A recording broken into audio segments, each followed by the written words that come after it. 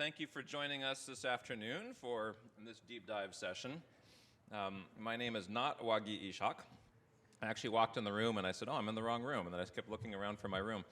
Wagi is actually moderating right on the other side of this air wall. But I've met most of you, I think, Brennan Spiegel.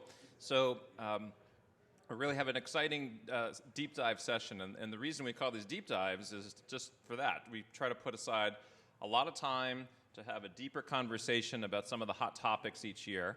And of course, this year, we couldn't have a conference like this without talking about artificial intelligence. All things AI, but as it pertains, of course, to medical extended reality in particular. So I'm going to be the moderator. We have 4 outstanding panelists, and I'm going to let them introduce themselves and briefly talk about their work, and particularly with a focus on AI. And then we'll open it up for discussion. And of course, we would like to hear questions from you guys as well. So there is a microphone in the aisle there, but it's a pretty small room, so you can yell out your questions too. But I'm going to just start to my right. Go ahead. Oh, thank you. I'm John Rubin. I'm an assistant professor of clinical anesthesiology at Weill Cornell Medical Center in Manhattan. I, along with my colleague Rohan Jotwani, we're the co-directors of an extended reality immersion laboratory. And within that context, Rohan focuses a little bit more on extended reality. I focus a little bit more on artificial intelligence. So one of the things that we're trying to do is create conversational agents for training purposes, both for better empathizing with certain patient populations, having difficult conversations with the patients, but also for training and evaluation purposes with standardized patient, or really replace standardized patient encounters. Hi everyone, thanks for being here. I'm Omer Liran, I'm a psychiatrist, and I'm also a full stack developer. I've been a developer longer than I've been a psychiatrist, and I've always been attracted to novel technologies. When large language models came out about 1.5 years ago, they blew my mind, and being a psychiatrist, I naturally tried to think of how they could be applied to mental health. And I've developed an app called Zaya together with Brennan, actually. And some of you have tried it already. Some of you have heard my lecture, so I'm not going to say too much about it right now, except that when I started, I really didn't think that, I thought maybe it'll be better than nothing. I didn't really expect it to be so incredible. But after months of training the model over and over again in an iterative way, it really blew my mind with its capabilities. I'm Jesse Cordier. I'm Chief of Pediatric Radiology at the UCSF Benioff Children's Hospital and founder of Sierra Medical, an augmented reality startup using AR for pre-surgical planning, training, and education. And we're applying machine learning for a number of areas, but in particular to improve our extraction and segmentation of radiology data to create these patient-specific models, to speed up the process and allow more patient-specific information for education and training. And we're also doing some early prototyping for generative AI, using this for extraction of 3D models from text. So that's it. Hello everyone, Ryan Harari. It's great to be here. So I am a computer scientist and research scientist at Mass General Brigham and Harvard Medical School. It's great to be here. So basically, the way we use AI for medicine in general, healthcare, is categorized in how we leverage AI for enhancing and elevating medical extended reality. For example, we use AI for providing better augmentation, enhancing the optimization of the 3D reconstruction of the model during image-guided surgery. Or in other projects, we also are involved in integration of computer vision in HoloLens by capturing pupil diameter of traumatic brain injury to help EMS team to make a better decision regarding the real-time information that the patients are at a stage, and then pop up the notification for augmented reality to help them to make a faster decision. So, and also we use AI for competency assessment of the clinicians in diverse setup. So it's great to be here, and yeah, looking forward to see the question. Thanks. Great. Well, so we have very different uses of AI, all with some spatial computing component. We do have a bit of a mixed audience, both I'm sure in this room and in this conference, so I think it might be helpful just to level set. When we say AI, what are we talking about? Because I've heard about large language models, I've heard about machine learning, I've heard about generative AI, I've heard about AI, right? So maybe it would be helpful, maybe I'll ask Omer, because I know how much programming you do in this, if you can just very briefly level set, what are some of these different terms that we've heard from the panel? And then we can start getting into some of the more detailed topics. Yeah, sure. So AI is really a blanket term. Machine learning means the same thing. And then there are different types of machine learning or AI systems. Large language models use transformers. It's a type of neural net. That is one type. You've probably heard a lot about generative AI because it's in the media so much. It can produce not just text, but it can also produce images and videos and many other content that it dreams up. But of course, there are other AI systems that are not generative. For example, predictive AI for diagnosing. So AI in itself is a blanket term, and people can use it sometimes in different ways. But what we use it, for generating new content, speech in our case. But as you can hear, that other people use different AI systems for different things. Anyone else want to add to those definitions? I think one of the interesting things that in AI, like maybe the history of AI in general for general population, could be from November 2022 when a large language model was introduced publicly, and then people got to start to say, oh yeah, I can actually use AI in my daily life. So that is a really interesting and important differentiation between the type of AI that we knew before that date and after that. As Omer mentioned, we have two types of AI in general, let's say generative AI and predictive AI. Basically, the difference between two categories is laid down on how the AI is behaving with the data. In predictive data, the algorithms look for the historical data or the pattern in the history of the data. Let's say we have 100 patient data image, right? And then we create an algorithms that can detect part of diagnostic or maybe let's say cancer in that image. And then when a new image comes to this algorithms, the algorithms can actually say there is a cancer or not. But generative AI is different, totally in a paradigm. The way actually the data is treated different. Generative AI learn about the pattern of previous data to create a new type of data. For example, let's say for out of that 100 image data that we have, the generative AI can learn the pattern, the mathematical foundation and property of those images and can create 10 more images similar to that. And why it matters? Because sometimes we have lack of, or let's say, imbalanced class. Let's say, for example, we have 80%, 80 data, 80 image from female and 20 image from male. And if you want to create an algorithms that is fair in terms of gender, if we create an algorithms that's just based on that data, then probably is more likely to have some unfair algorithms. Generative AI can be used here to, instead of having 20 image data from male, it can generate more image similar to the property of those 20 images to kind of fill the gap of the imbalanced class. So I hope that gives you some basic explanation of how it looks like. Do you want to add something? Or? I'll yield to the computer scientists on this. Okay. So, okay, great. So helpful to get level set on some of these definitions, some of these terms.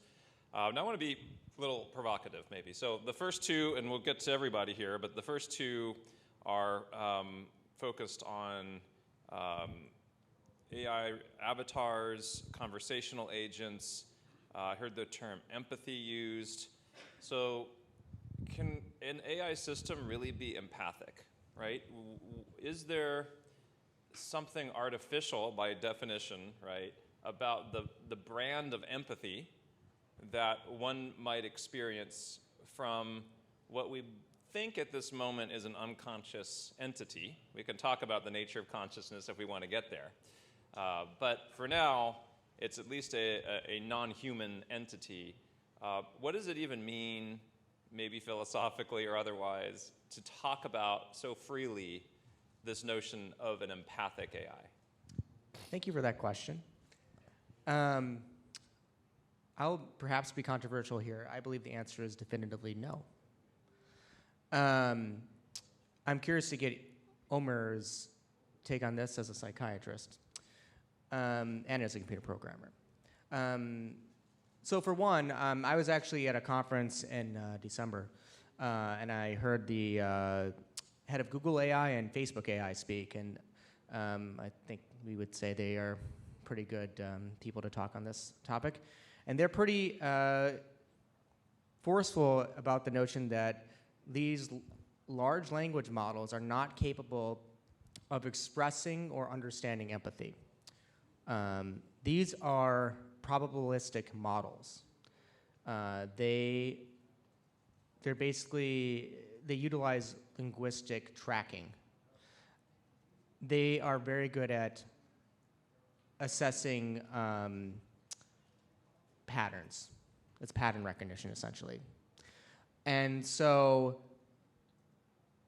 that is the technology.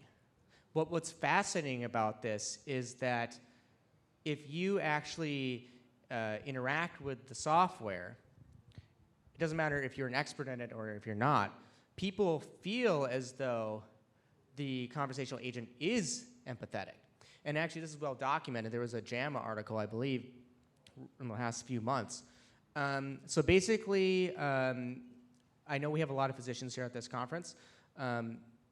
You know, I think when people, I have the benefit of working in the operating room, and I don't work in an outpatient setting. But, you know, if you're working in an outpatient setting, you're going to see patients. You may see 20, 30 patients a day. And in that setting, patients will contact you and say, oh, I need a medication refill, or I have a question about this. Can you answer me?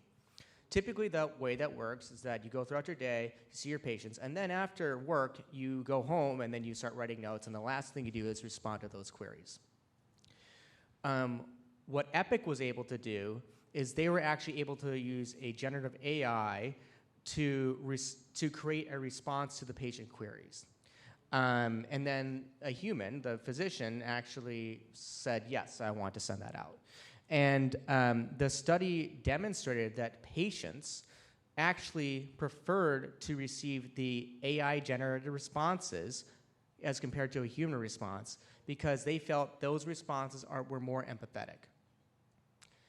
Again, I want to emphasize that key figures from the technology community are saying that these technologies are not capable of understanding or expressing empathy. Yet people feel like they're more empathetic. So this is where I come in, and I think about that, and I try to turn it. And I say, well, if that's the case, then can we create a conversational agent? And then through training, medical training, can we train our physicians using those conversational agents to become more empathetic ourselves? So I think that's where, in my opinion, that's where the leverage is.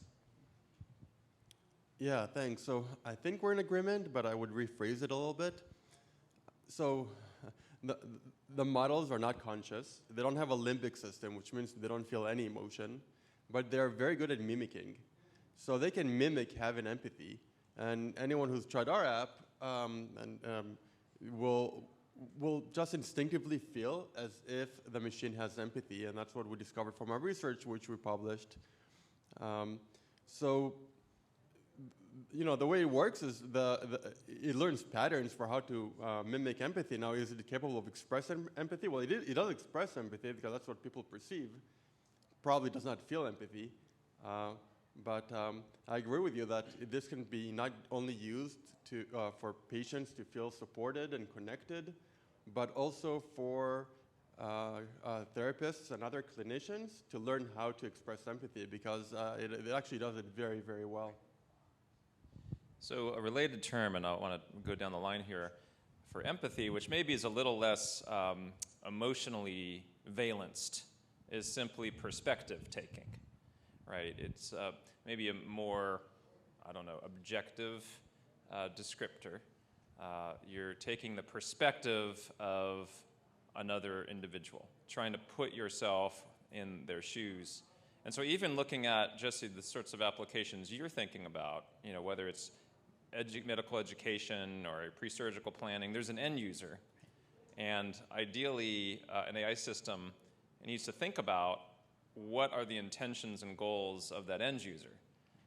So maybe, you know, from your own work and your own perspective, if you want to amplify on this conversation. Yeah, I think really it's trying to use predictive information about helping to predict recommendations for surgical approaches, for hardware, taking the information that has been gathered from, and again, this is one of our end goals, is to take and compile the information that we've had from, say, elbow repairs and the types of hardware that was selected, the type of approach that was used, depending on the fracture type, taking all that information and helping to guide what the appropriate treatment plan might be, what the appropriate approach might be, with all the then downstream effects of shortening surgical planning time and improving outcomes. I think is one thing, just using the information that we've gathered to then help to predict and generate recommendations for treatment and for improvement. I did have just one kind of interesting parallel with thinking about empathy was, also just as an aside, was that, you know, in radiology we find the predictive algorithms to help predict, say, a type of fracture, that the machine learning will pick up on things that I, as a radiologist, don't even consciously perceive. And I thought, you know, potentially as interesting is that the machine learning algorithms for empathy are picking up on things that we as humans aren't also perceiving consciously. But then you can use that maybe to learn how to be a better empath as well. Mm-hmm. Yeah. Okay, great.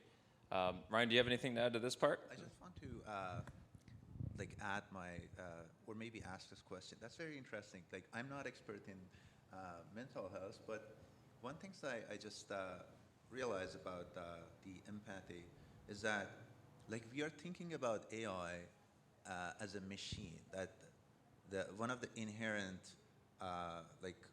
foundational part of the human, that we are so proud about, like, humanity, like being empathic, right?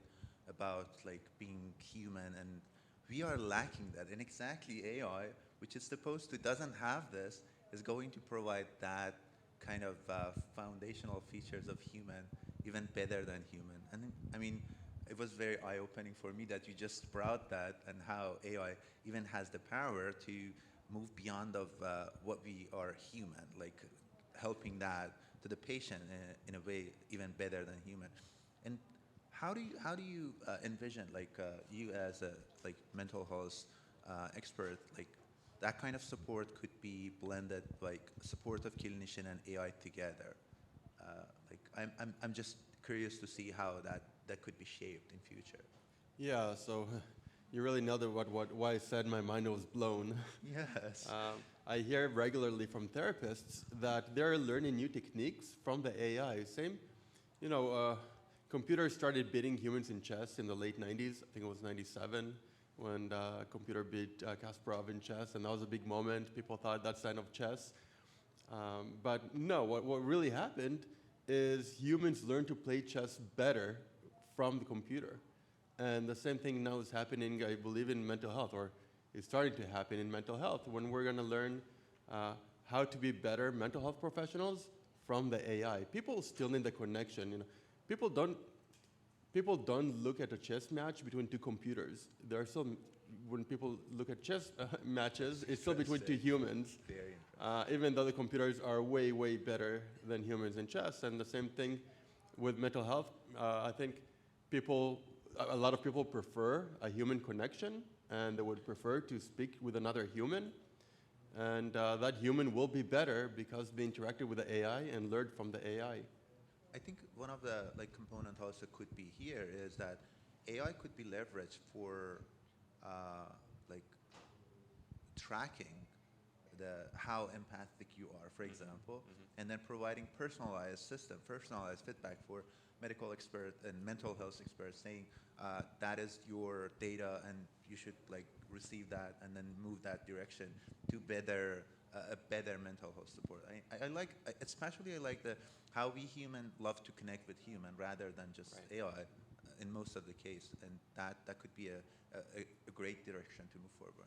Yeah. And what you guys are describing is this notion of transhumanism, where we're thinking about the AI as augmenting our ability as humans, not displacing or replacing it. So an example that comes to mind, keying off of what Omer just said, is when we were developing this AI therapy software, there was a situation where we were testing it with extreme situations, for example, suicide risk or domestic violence. And in one instance, we were simulating a domestic violence scenario to see how it would respond. And the robot started asking questions like, well, what do you mean? What's going on? How often does your partner hit you? You know, are they leaving marks? So, you know, what's going on? Finally, the robot's like, you know, I'm kind of paraphrasing.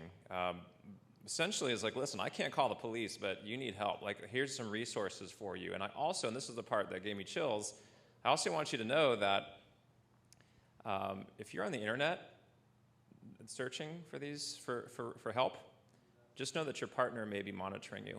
So I want you to go into incognito mode when you're on the internet searching for resources. And when we discussed this with one of the therapists who've been helping, you know, the therapist was like, what's incognito mode? And it's like, well, you just learned something from the AI. And so that's, to me, transhumanism. It's, we can't know everything. The computer does have access to the world's knowledge, the world's best practices. It's a reflection of all of humanity and its foibles and its biases, which we need to talk about too at some point. But as I think about the future of medicine, I think that AI is going to push us as clinicians to be the best possible clinicians we can be. And that means learning how to be as empathic as possible, even if it means learning from the computers how to do that. It means learning how to do the best physical examination we can possibly do, because we don't yet have robots examining patients, and I don't know how many of my patients want a robot doing a rectal exam on them. Now, that could be debatable. Maybe some people want the robot to do the rectal exam, but I'm being kind of serious about these sorts of things. Like, we do need to continue to be empathic and look people in the eyes and learn how to do that. And if a computer is getting better at us at it, that is a challenge. That's not, let's throw out this whole thing. Let's figure out what it is that's essential that we do as humans. And it may not be memorizing huge amounts of material anymore. It might be learning how to engage on a biopsychosocial level with our patients. So just a few comments on the side about that. But this idea of these dystopian futures I hear about, that's only going to happen if we let it. And on the other hand, putting your head in the sand and saying, I don't believe in any of this, this is nonsense, that's not going to work either. This is happening, period. So we're either with it and we're going to help refine and define the future, or we're going to let other people do it for us. So those are kind of my talking points for this section here. But, you know, I'm thinking about the OR examples, Ryan, and what you presented yesterday, and it's particularly in critical environments, military environments like you presented, operating room environments. We learned from Atul Gawande a long time ago, as you pointed out, that just a mere checklist can massively improve our ability to provide safe and effective OR care. What do you see the future looking like now in this in the operating room and the environments where you work? Like, what do we see coming in the next few years, or maybe even the next few days at the rate that we're moving exponentially? But what does the future look like? Great question. Thanks. I think first of all, I am very inspired, very inspired with the idea of the black box in OR. That I'm not sure if you have heard about this, but there's a project that also led and collaborated with Mayo Clinics and many other academic institutions. But the data from OR are collected and analyzed to provide feedback for and then do the analysis of all the surgical, technical and non-technical skills, which that data as a data house could be leveraged for many purposes. For optimization of the feedback system, for training, or for hospital tracking the efficiency of how they are performing the patient care. But more importantly, I think AI has huge capability for identifying the pattern that is not visible easily with human eyes. Uh, those patterns are laid down in our micro interaction, in the way we speak, use the word, the acoustic features of our sound, the way we speak, and even with the way we shake our head, our hand in OR, the way they do interact and collaborate with each other. In OR particularly, for example, I'm taking an example that we do collaboration with VA in cardiac surgery, which you may be aware that more than 10 people are collaborating for like sometimes 7 hour, 8 hour, like 10 hours of like some of cases in pulmonary bypass, for example. And this is a very complex socio-technical environment. Machines are involved, complex patients involved, and human is involved. Team, like not one people, like more than 10 people are involved. Sometimes they even don't know each other. Sometimes it's first time that they are doing the teaming on taking care of patient. And many things can happen here. For example, like crisis can happen. In an example that we did with the collaboration with Kuwait University, which they funded this project, was we created like, the idea was, as quickly mentioned, about the checklist manifesto with Dr. Guano, which they provide a checklist is very simple, yet not like effective, not very widely used. And the reason is that because checklists are not easy to be used in OR. And in that project, we integrated the checklist manifesto as immersive checklist manifesto for augmented reality to create a better teamwork and situational awareness for all the team members to know what they are doing. And then we also like leverage the AI for better understanding non-technical skills, how they collaborate with each other. Do they understand what they are doing based on acoustic features and doing speech analysis of the behavior of the not individual but also team levels. So that could be leveraged for much larger application. Right now, headsets are heavy, bulky, AR headset, for example, and cannot really be realistically to be used in OR. Some surgeons are using, that's amazing to see how passionate they are, but I think one day we will have that lightweight AR headset, right? And it's not really hard to predict it. But those days, if those days come, we will have a lot more integration of AI, augmented reality, which could be leveraged with AI for providing personalized feedback, guidance for creating situational awareness or shared mental model of what they do and managing the scenarios for technical skills and non-technical skills. Even it could also like be leveraged for like non-technical skills. Like we are now collaborating in NIH project for identifying root behavior using a speech analysis of team members. Because in surgery, you might know that root behavior happened, and then there's not much system to really capture that. And why it's important? Because it impacts on patient outcome. And that AI even can go beyond of this just non-technical skills of how to do suturing. Also, it could go beyond of how human like do the micro interaction with other human that are involved. So the future is exciting, especially in OR. I can imagine like how technology is moving in this direction. Happy to go. So I'm going to ask John, since he's an anesthesiologist and spends time in the OR, to maybe give your views. And I'd love to hear more about radiology after that. And then we'll be able to open it up and to the audience and see what burning questions you guys have. So, John, what are your thoughts? You know, since you spend time in the OR too. Yeah, so I actually am a full-time clinician, in addition to my hobby, which is extended reality. So basically, I can just, I wear a number of hats, and one of them is as a simulation education trainer in my department. So in anesthesiology, I mentioned this yesterday. I want to emphasize surgeons play a crucial role in surgery. But as an anesthesiologist, I think people don't understand what anesthesiologists do. So I just briefly want to say that we're in control of everything that happens in the operating room. We don't just put people to sleep. we're in charge of everything that happens medically in the operating room. We're also in charge of all the, we're medical legally responsible for everything that happens in the operating room. There's an OR fire or things like that. We're in charge of that. And so anesthesiologists have been leaders in patient safety and in doing simulation. And I'm extremely excited about the prospect of augmented reality for the operating room and how it can improve patient safety. But I think one of the things we talked about one thing that augmented reality can't do is it can't change the cultures and norms that happen in the operating room or that are already ingrained through years of training a surgeon and things like that. You talked about the black box and how it, it can detect, a surgeon being rude in the operating room. I can tell you this happens all the time. I work in New York, so people are a little bit ruder there too. But nevertheless, I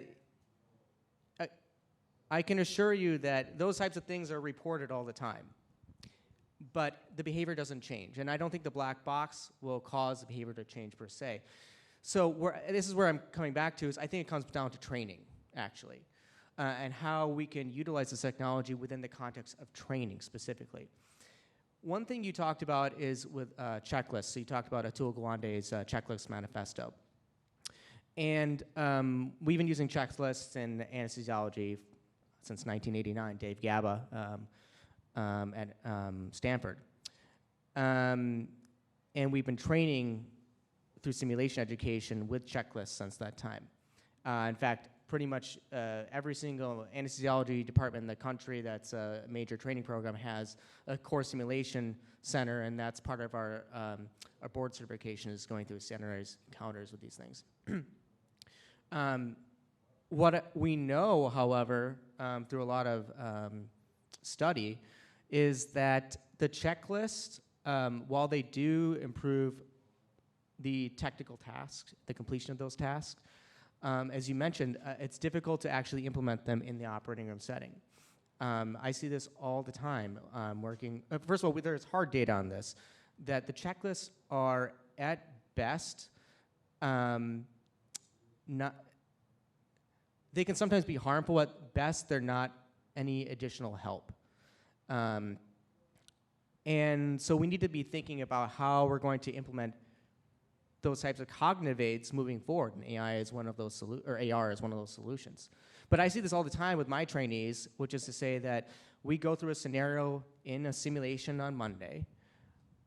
They pull out the emergency manual, they pull out the cognitive aid, they go through everything, they get everything right. We do the debrief, we talk about everything. And then 2 days later, I see them in the operating room having a crisis in the operating room, and they fall apart, and they don't remember any of the training that they learned. And so I guess what I'm saying is that the implementation of all these things is a lot more complicated, and the way that I think that will be most impactful to actually incorporate all these things is through the actual training process that starts much earlier on during medical school, during residency training, to generate the cultures and norms that we need to drive that process forward into clinical practice. Yeah, I can touch on one element that I think is complementary to both training and intraoperative. In radiology, one of the projects we looked at was the idea of cognitive load, that how many things are buzzing around in the surgeon's mind when they walk into the operating room. So we anecdotally heard that there is a much calmer environment in the OR when the surgeon has used pre-surgical planning, a 3D model, they've simulated it, they've gone through it in their head, they know what kind of hardware they're going to use, what approach. Because otherwise, often before that, they would have to, shape the plate in the operating room. There would be a lot of back and forth. There's a lot of decision making done real time. Whereas if they've walked in with a plan, that cognitive load is less. There are fewer instruments being thrown. There's a lot calmer atmosphere. And so we looked at this for pre-surgical planning with complex fractures of the face and plastic surgery, and to see how well the different levels of trainees could classify things. And what we found was the junior trainees were able to much more quickly get up to speed in the correct classification of the fracture, which leads to better management. And we looked at it's called the NASA Task Load Index for cognitive load. About and asking a series of questions about, what's leading to your level of overall high or low cognitive load, and that we found that preliminarily there's a decrease in the cognitive load of the surgeon before they walk in. So, I think complementing the idea of training and, coming in and then, with the effect of lowering these types of behaviors, which, I think is very interesting. And potentially, I wonder if you could even have like a sort of monitor of the language of, when the patients, when there's a high stress level in the surgeon's voice, or, or a high, level of rudeness index or something like that, that perhaps they, people take a time out almost, then it's almost like a red alert or something like that you could incorporate in. Just an idea. Yeah, I think this topic of cognitive load is a very important one. To bring it back to AI, which you are, and if used correctly, AI can help reduce our cognitive load by taking on some of the tasks that we otherwise are preoccupied working on, which frees us up to do some of the more humanistic things that I was referring to earlier.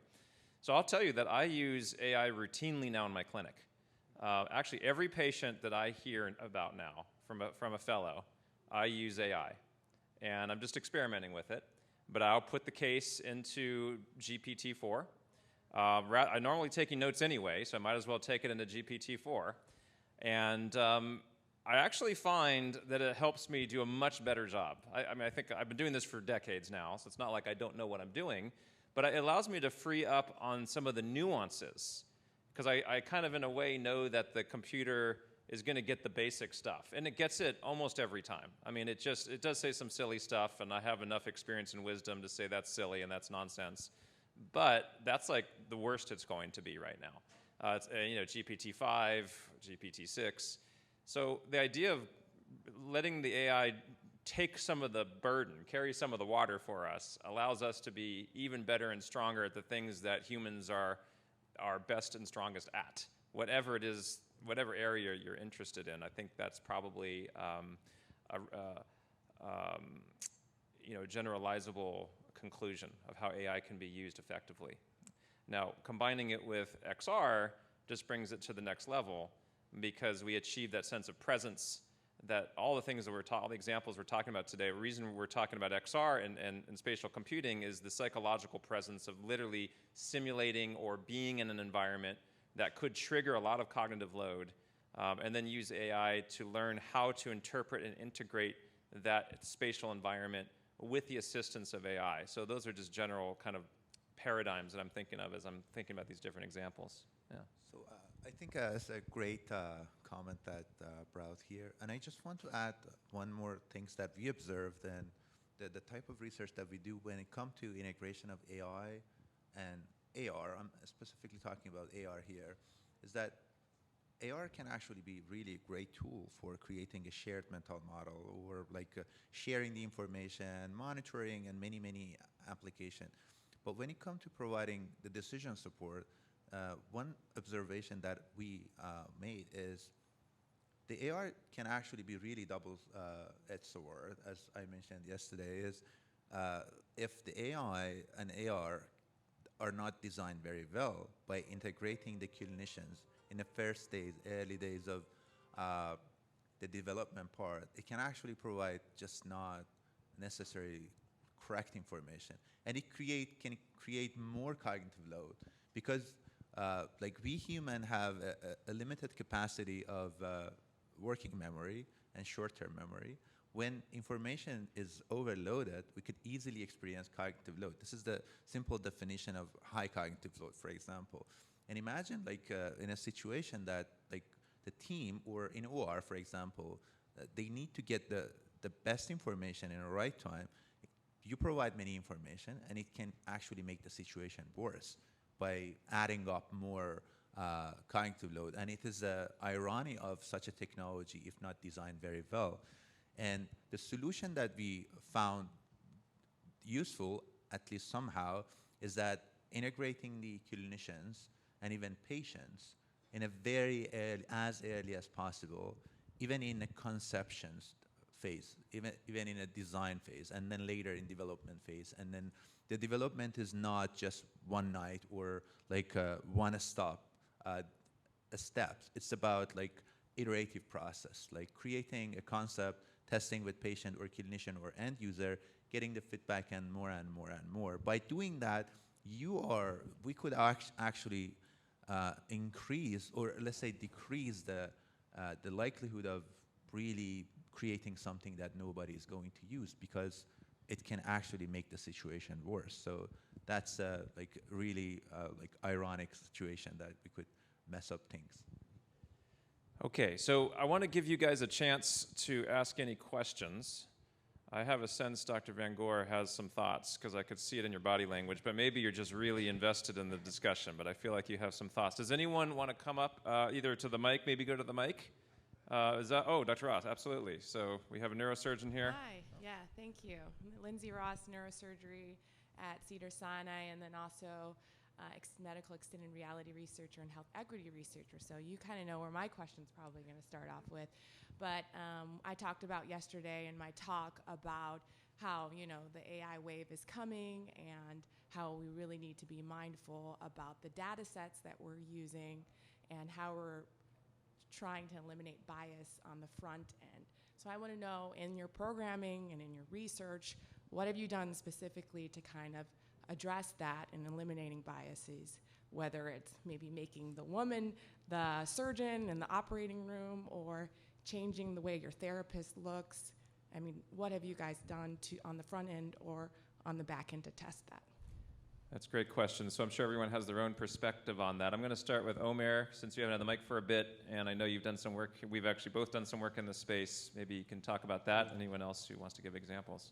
Yeah, really great question, and a question that we took very seriously. So one of our first things we did when we created this large language model app was to examine whether there is bias, because there's a lot of literature out there, and some show that there's a lot of bias in large language models, and other studies have shown no bias. So it was very important for us to see where our model stands.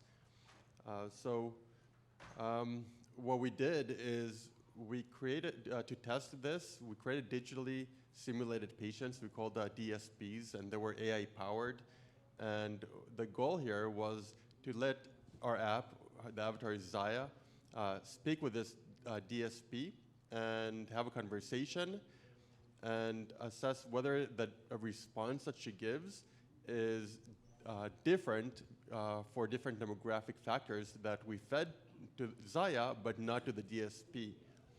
So here the output from the DSP is neutral when it comes to gender, race, and age and income. But Zaya thinks it knows something about the demographics of the DSP.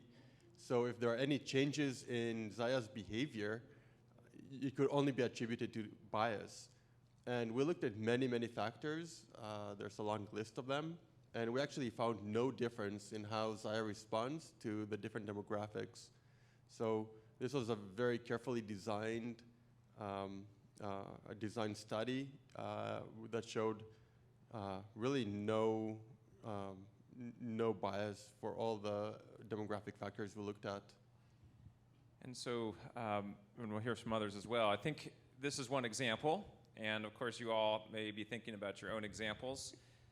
Whatever the example, I think it's important to think ahead about how you're going to test for bias and even work that into validation protocols wherever possible.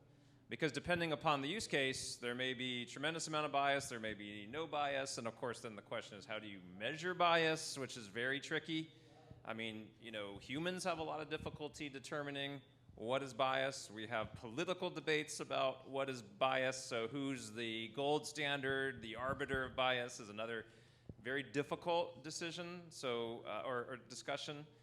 You want to talk about how you measured bias? Omer? Yeah, so we tried to be as objective as possible, because Zaya will respond to people differently. For example, if you use an 8th grade speech level versus if you use a speech that was created by a PhD student. So we expect the response to be different. So is that actually bias?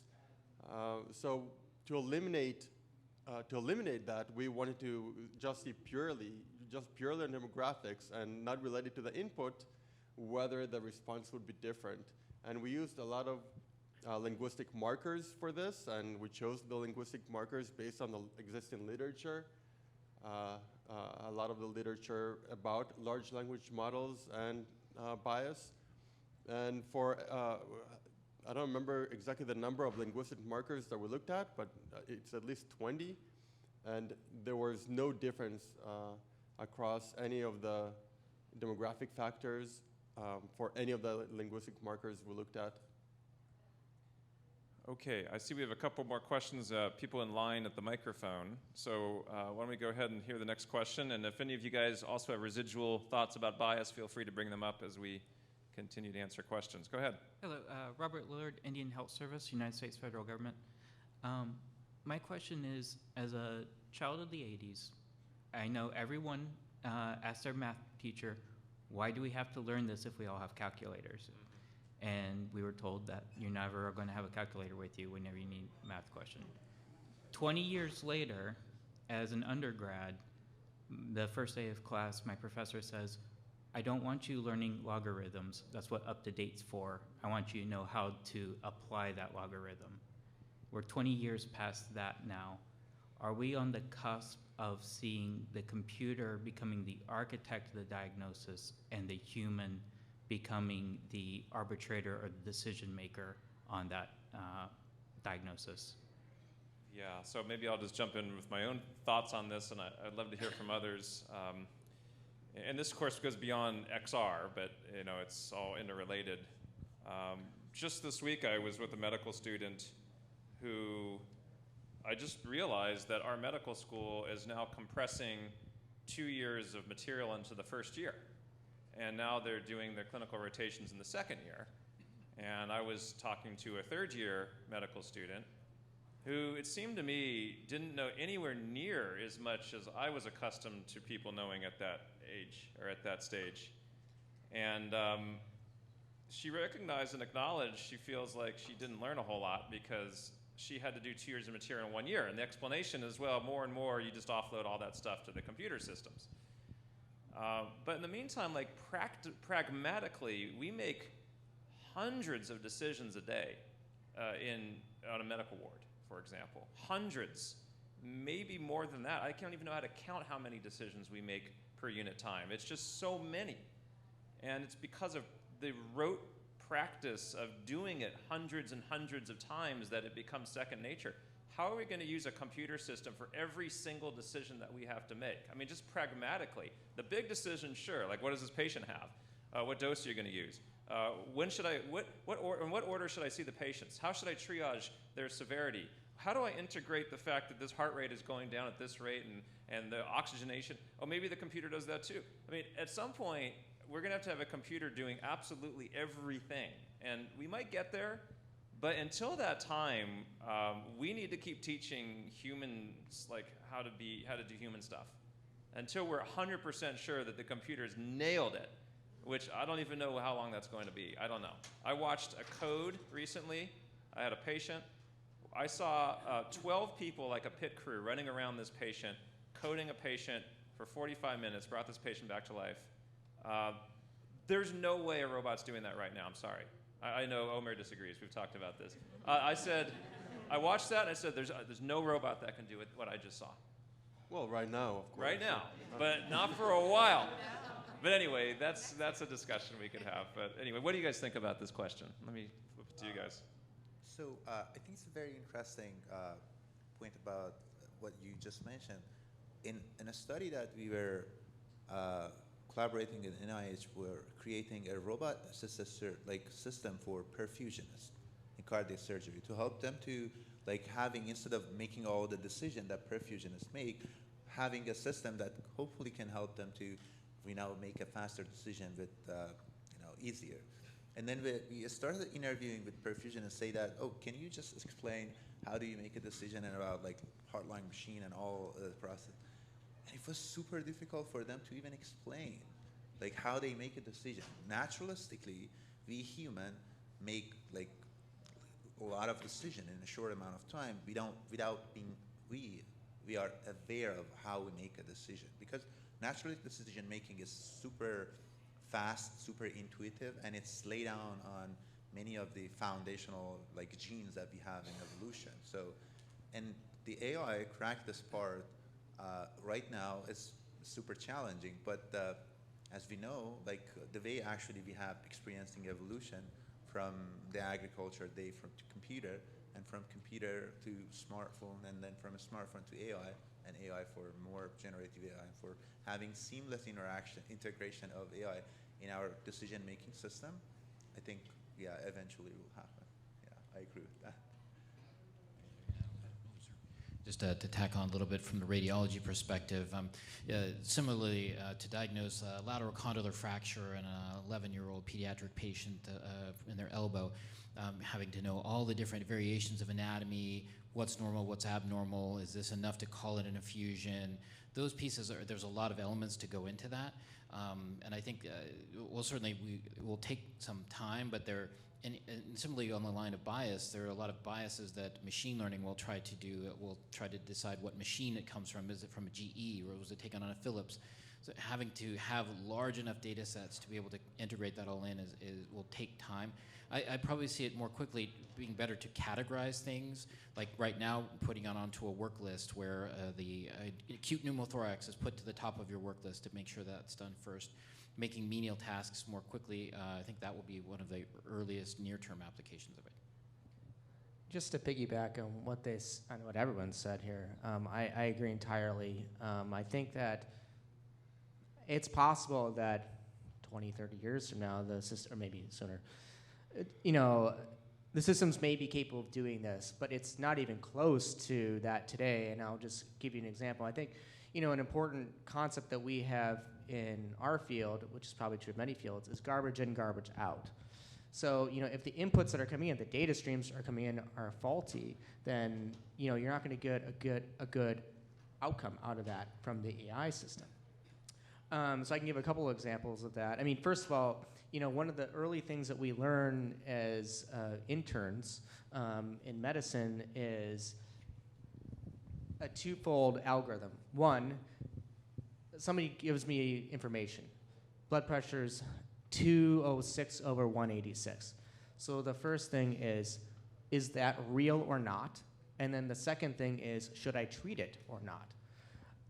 And so it requires a lot of insight to know that blood pressure 206/186 is not compatible with life. Therefore, it's not a real data. Actually, the answer is I need to have them recycle the blood pressure cuff.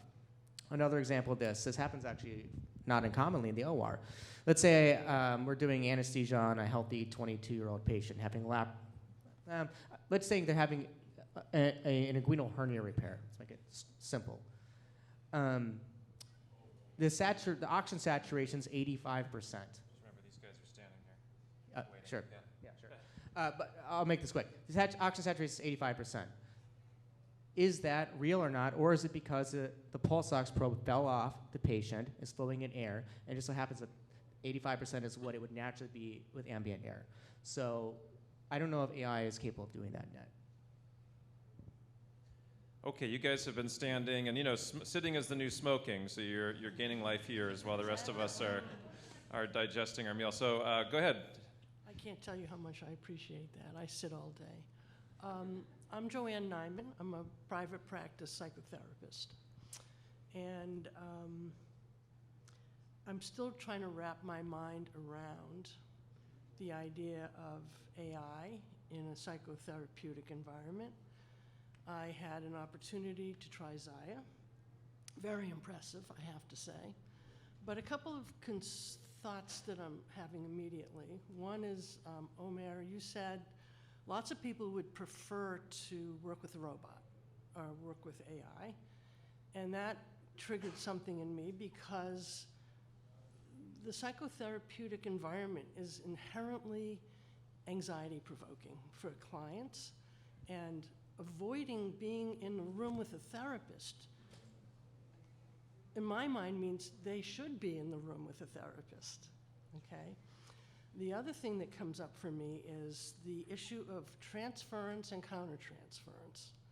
How does a robot engage with those concepts if they're a robot? which are also really important in the clinical environment? Yeah, this is a great question, and I completely agree with you. We specifically did not make Zaya as a replacement for therapists. I don't believe she should replace therapists or can replace therapists. She's a mental health support tool that therapists can use to leverage so that they can be more effective and have longer reach. I've talked to a psychotherapist to describe going to therapy is like going to a barber where, while you're the barber, your hair is great, but you go home and it never looks like that again. With a, Happens all the time to me when I get in. same thing with a therapist. But here you can actually, as a therapist, you can instruct Zaya when the patient goes home. You can reinforce, what we spoke about, or screen for safety in some way, whatever you're concerned about, and she will actually send you summaries before your next session, so you can read about what happened. You can assign homework that way. So she's there to help the therapist, not replace the therapist. It's never our intention to replace the therapist in any way. And I see the benefit. I mean, people who don't have access to therapy, since COVID, I have numbers of clients that I have not seen in person. Yeah. And they're not that far from my office. And they just, it's a convenience factor. So, I mean, it's not terrible, but it's not the best either. I think this is such a good, I'm sorry to interrupt, but analogy to a paramedic. This is like a paratherapist. So what is a paramedic? A para beside the medic. And the paramedic is the liaison between the field where the events are occurring and the physical location of the doctor in this case, or the clinician, and is an entire field of trained individuals who basically are expert at bringing people in to see the doctor. To me, the paratherapist is not an actual, there's no one trained as a paratherapist, but it seems like there's a need for one when you see a client every week or every other week or even less often. And with this barber example, you realize like they're going to have anxiety just the same day that they saw you, because who knows what happens when they get home. And to be able to cover that and have a paratherapist sort of as an extender, that's what AI, and in this case AI and XR, could provide. But again, these are just like emerging models that didn't even exist a year ago. So it's really fascinating to have these conversations. I was amazed That's great. being with Zaya. And That's great. I was really impressed. So we're all holding our hands like we're looking I into the know, I sun, know. because this is like the brightest light. All right. Okay. Well, thank you very you. much for that question. Go ahead. You've been waiting quite a while too. Yeah. Yeah, my name is Alex Sorrell. I am with a company, I co-founded a company called Evercast, which is not necessarily in the medical field. It's a highly evolved technology company. And I want to pick up on a statement that you made about transhumanism, because I think it's worth exploring the reciprocal of getting the machine to learn empathy. It's what happens with people with new technology when they start assimilating and sort of adapting to how that technology is going to impact their lives. And it's very forgiving in many ways. We had started our company when remote collaboration and video conferencing was new, and people were reticent. Women felt they had to have their makeup perfect because they're going to be on video, and how people adapted and changed and sort of accepted the medium. And I think it's worth exploring when you talk about AI, when you talk about VR. The experience, the novelty of it is engaging in a way so that empathy, for example, may not be as big a lift because people almost don't need the empathy. They buy in without it. So the point of my question is that transhumanism seems to me a two-way street. It's the ability to educate the machine on how to deal with humans, but humans will adapt. And generationally, younger generations are going to be more accepting and more engaging with the technology. So I think that's part of the discussion I would like to see this group address. Thank you. Any thoughts? Thanks for the question. Have you ever when interacting with ChatGPT, wrote thank you. Being so happy and saying thank you so much from ChatGPT, right? Machine AI. I think that is definitely a two-way street. I totally agree with that. The way the technology is introducing to us, and we human also get to start evolving. Even like people now get started to like excited and then be so appreciative of technology, and then in future, I believe that when technology is more mature, I mean, we even cannot, or maybe it would be hard for us to realize that some part of our daily life is done already by AI. So at that day, maybe like we will adopt more and more and faster and faster. That's why decision making at that time, it shouldn't be like thinking about, okay, AI is going to make that decision and I am going to make the rest or something like that. It would be, okay, I have the information and I need to just do this. As right now we have the Google Map, we don't need to really just look all the part of the Google Map. It's just showing that way you know what to go. Or Tesla right now even have the features that you could just enter the address and then the self-driving navigate like to that destination. That decision navigation in healthcare also is likely to happen. When? We don't know yet, because right now what we have in AI, like we need to really peel it off and know what's AI right now, at least now. It's matrix multiplication. It means that like understanding the likelihood of something, if something is more likely or not. When ChatGPT is working, like predicting the next word or next character of the one word, it's just saying what is the likelihood of the next word or next character or next sentences, it's like that. There is no reasoning behind of this right now, at least based on OpenAI CEO Sam Altman. They are hardly working on incorporating the reasoning component that human has and the AI doesn't have right now. It is possible that the AI have the reasoning or knowing why that happened, and then not just based on the probability or multiplication of the matrix, but knowing the things, having the consciousness or having the reasoning, and then hopefully, like what they are envisioning, having the consciousness as before. So if that happened, it's likely, but at least we don't have now an adoption. It will be much faster when those days arrive. I definitely agree. Thanks for the question. Yeah, so I think we should define transhumanism, which is what we're discussing, and to me it means greatly expanding our abilities. Now we already have with technology, but I mean much more, to the point where it's unclear how much of us is human versus machine. And right now, AI, GPT-4 is a baby. That baby is going to grow up. It's going to be an adult, and it's going to continue growing, and humans are not evolving as fast as GPT is going to evolve.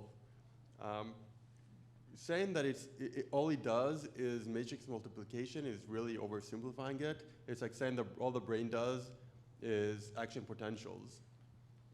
Action potentials are extremely simple, and we understand the process of action potentials very well, but understand how the brain works has been very elusive.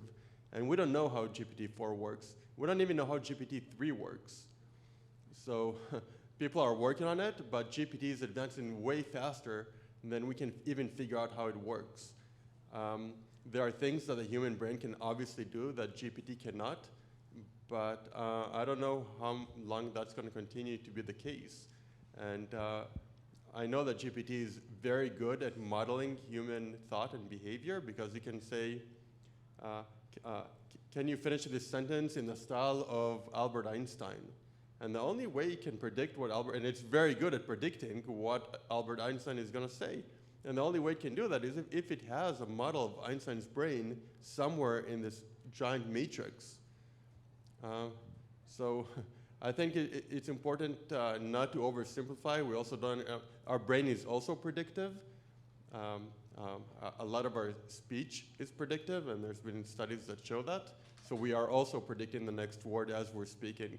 We do have another part that can plan for the future, and that's not something that GPT can do today, but I know for a fact that companies are working on that technology. And I'm going to get to the question in 1 second, come up as well, Harry, but to extend that discussion on transhumanism, the example I gave earlier of the Zaya therapist saying to go into incognito mode, and then the therapist saying, what's incognito mode? So that's an example. Really, this is a bidirectional relationship. What in that instance the AI is doing is it has access to humanity's knowledge. It has filtered down a bit of that knowledge and made it available to an expert to enhance their knowledge. So it's democratizing the world's knowledge and amplifying the world's knowledge at the right place, at the right time, to the right person. But then that individual therapist, just like each one of us, is we each have a unique brain. There never has been nor never will be, maybe in infinite time, I suppose, a brain like yours. It's just even identical twins don't have the same brain. So we're all capable of having brand new thoughts. And until we get to at least AGI, the AI systems we have now are based upon the world's knowledge. You can create your own knowledge and amplify that massively by having democratized access to everyone else's knowledge just when you need it. So that's, to me, what transhumanism is. It's a bidirectional amplification of the unique individual's ability to think unique individual thoughts, then document those thoughts and put it back into the system to amplify things even further. Yeah, go ahead. Richa Sood from Rochester, Mayo. Thanks, mind-boggling situation here. But just a couple of basic questions, which may be a wrong question, that we're worried about computers getting hacked, viruses and whatnot. I've not heard about that around the AI when we are using it for such big things like OR management and such. Second question is about humans. When we don't use something like this, say if a surgeon hasn't operated for 2 weeks, don't go to him as a first case. And we are relying so much more on the systems. What if something crashes? How are we thinking about that? Last thing is about our children. Yesterday's lecture was about, they're getting hooked. It's so addicting. What about AI world for children? Thank you. Okay. So we have 9.5 minutes left. Dr. Van Goor has a burning question too. Great questions. Big questions. I mean, the first was about data security. There was a concern about addiction, and there's a third question there. But starting with data security, does anyone want to comment on how you do that with your systems? Well, I can touch base from the radiology standpoint. Certainly we have many other universities have had this issue where their data has been hacked and held for ransom, and then they've actually had to pay the ransom. So there's a lot more emphasis on the types of access to protected information, the types of securities for emergencies. They even have like a simulated hacking that some universities have gone through in radiology departments to figure out what would you do if you were down to all the machines were hacked and you had to still read films. So it's definitely on the mind of a lot of the IT folks in our department and in our university, is data security and the potential for hacking. So yeah, it's a big consideration. Yeah, I'll mention quickly that for Zaya, so well, one, everything is encrypted. It's on a HIPAA-compliant server. But even if that were hacked, we do not keep any identifying information along with the data. So even someone with the decryption keys who can look at the database will not know whose data this belongs to. So we take that very seriously because this is very personal data that can be used by bad actors very negatively. So we make sure that the data is anonymous on our servers. Any thoughts? Do you want thoughts about some of the other questions as question. well? What was the well, there second was also a question about. I think it was sort of focused on the addictive properties, right? And then there was a third question that I escaped me at the moment, but addiction. So becoming overly dependent upon AI systems to do our thinking for us? That was okay? Maybe I misunderstood that part of the question. Any thoughts about that?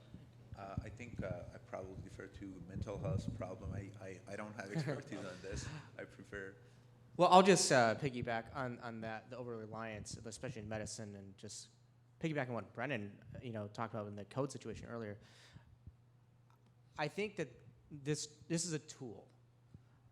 It's an extremely helpful tool, but we can't get away from the core training that we learn, and so that's for humanism and that's for decision making. Ultimately, at least for now and for the foreseeable future, a human is going to have to sign off on any clinical decision that the AI suggests. And so we still need to develop all those skills moving forward. I think that's a really key point. Like right now, we're working on our AI XR avatar writing notes that can go into the electronic health record. I mean, it can write a very, very good note. I mean, crazy good, by the way, like so good. Like if one of my students wrote this note, I'd give them a gold star and a high five. Or I mean, I just don't see notes like this, honestly, from my students. But as good as the note is, it still needs to be read by a human. Okay, at least as of now, we need a human to look at that note, and before it gets released into the chart, decide if this is an appropriate note. Does it need to be modified? Does it need to be erased? Like we still need humans in that, and hopefully for a long time in that exchange. Okay, Harry. I'm not going to ask about body language, Brennan, don't be afraid. I had the opportunity the last years to work with a team of philosophers, and they were specialized in human technology philosophy and about value mediation by technology. And I was very intrigued by their positive, let's say, answer that human and technology should not be apart. It's not about this is the human and this is the technology. And they learned me that technology is part of a human and a human is part of the technology. That's right. But then we started the discussion, well, you can understand that when you are ages back, when you are a hunter, then your bow and arrow is the technology you use. Right. How do you think about in this AI? How do you envision, how comes AI part of the human and the human is part of the AI?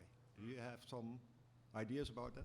Well, I was a philosophy major, so yeah, it's specifically for you, Omer Brennan. has thoughts about this too. I'll be very brief. We have about 5 minutes left here.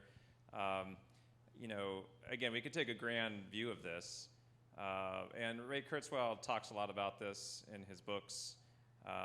You know, the Big Bang occurred, and I talked about this yesterday. Life emerged somehow. From inorganic materials came organic substances, whether you believe in, you know, Darwin, the force, God, whatever, something happened along the way. And then we started to move across the planet, and in doing so, gained information, and then knowledge, and then wisdom. And then we got to the point where we had such an overwhelming amount of material that we had to use the very inorganic substances from which we were born to store that material in the form of computer systems, which is a wild turn of events, that we now store the information that our biological, you know, entities are able to collect in the very substance of the Earth itself, okay, in silica and in computer systems, and now we've offloaded all of it to the point where those computer systems can, you know, of course, hold way more than we ever could, and now generate new information soon. And when we get to AGI, maybe doing the thinking and actually have some level of proto-consciousness themselves. So it is truly transhumanistic. Like, we absolutely, this is part of the evolution of humanity. We enabled this. We determined that this was going to be our future by deciding to store our knowledge into these systems. So we have to reckon with that. So that's, I don't know if that's helpful to answer your question, but that's my big picture. I know Omer has thoughts too. Actually, I completely agree with you. Yeah. So, Yeah, but it's what I wanted to express more is that we think of philosophers that they have always a negative. They are ethical people. And what these people bring forward, this is a positive thing. So think about positive about the technology and make it from this perspective. I mean, that's a positive slant. I'm not afraid for the technology. We have I now embrace emerged this. into the new era of our evolution on this planet. Yeah. Yeah. That's what we're seeing. Exactly. Yeah. It's as simple as that. I mean, it's shocking that it happened during our lifetime. Yeah. Okay, but an arrow was a tool, and in a way it held information, some proto-information. But you know, bow and arrow was a tool to achieve something that allowed us to gain knowledge. We learned that a bow and arrow can kill an animal, and then we learned how to make fire to cook it. And then the next thing we know, all these tools created knowledge, and we had to have a tool for collecting the knowledge from which all those other tools generated. And that's what this is. This is the next stage in the evolution of our species on this planet. That's exactly what it is. I think that's a great point that Harry mentioned about, like, really, sometimes in society or community, we usually tend to be a little bit negative regarding how AI could really be integrated in healthcare and in our humanity. But I really agree with that, like, about positive side of, like, how AI could be a co-pilot now with us as a human side by side. And hopefully later, if the AI can take over some of the part, definitely. And then the role of human will change. Which one of you like to get decades ago that there was no plane because the people were afraid of the plane, having the plane. How many people are killed by a crash of the plane? But people were terrified those days, right? But now everybody really enjoyed that, and nobody wants to get those days. In future also, we'll probably have those feeling about what the past days were. Of course, some people say, oh, good days, right?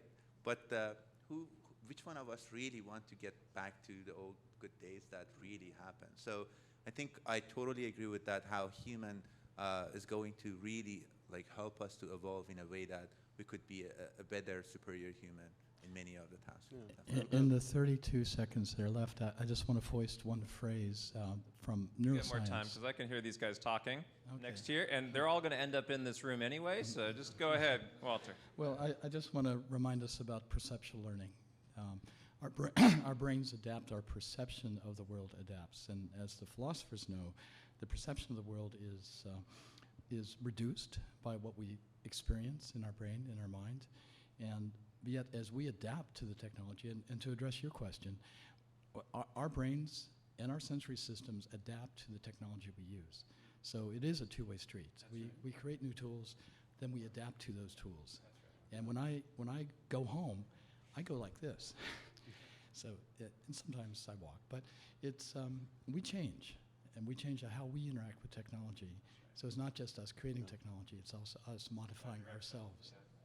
Well, yesterday we heard, I'm sure from Martin Lindstrom when he talked about the phantom vibration syndrome, right? That's sort of a facetious example, but it's a very real example. When you feel the phone vibrating in your pocket and there's no phone there, right? That's literally your brain has changed in response to holding this piece of technology in your pocket. So absolutely, it's bidirectional, and we're shaping our own brains as we go. Omer, you want to have some final words on this? Yeah, so the technology, like every technology, there's going to be some good and some bad, and we have to learn how to live synergistically with the technology. It learns from us, and we learn from it, and we try to become and make it as good as we can. And we really need to offset a lot of the bad that people may try to do with the technology, and that's why we're here trying to help people's mental health, while some companies social media are using AI to destroy people's mental health. So we really need to offset and push back, and we can't just ignore the problem here. Did you have a last thing to say, Jesse? The only just as far as the teaching AI is putting guardrails or things as far as ethical concerns, deception and those types of things within these models that I've anecdotally heard that it can sometimes do. So from ours, imparting some guardrails in the sense of keeping it in an ethical use case. Well, we've covered a lot of ground, from the very technical to the very philosophical. And as I said, as a former philosophy major, I really appreciate the breadth and depth of this conversation. I think it's a really good takeaway from Harry's point that we can and should think positively while remaining cautious about how this technology evolves. But we are also the moving force behind its evolution. We created it. It is an extension of our own knowledge and wisdom, as I said earlier, that we have now instilled into these inorganic systems that are an inorganic extension of our own mind. They're an extended phenotype of who we are, even if its genetics, it doesn't have genetics, right? Its lineage is different from ours, but its lineage is us. So it's a bizarre twist of fate. that this happens in our lifetime, to actually figure out how to manage these systems. And we're the ones that are going to do that. So it's a responsibility that is massive. And it's one that rooms like this are going to help determine what the future looks like. So I want to thank you all for being here and thinking about AI with us, and particularly how it overlaps with XR and spatial computing. And I think we'll take a few minutes break, but I want to thank all of you guys as well for being a part of this really interesting discussion.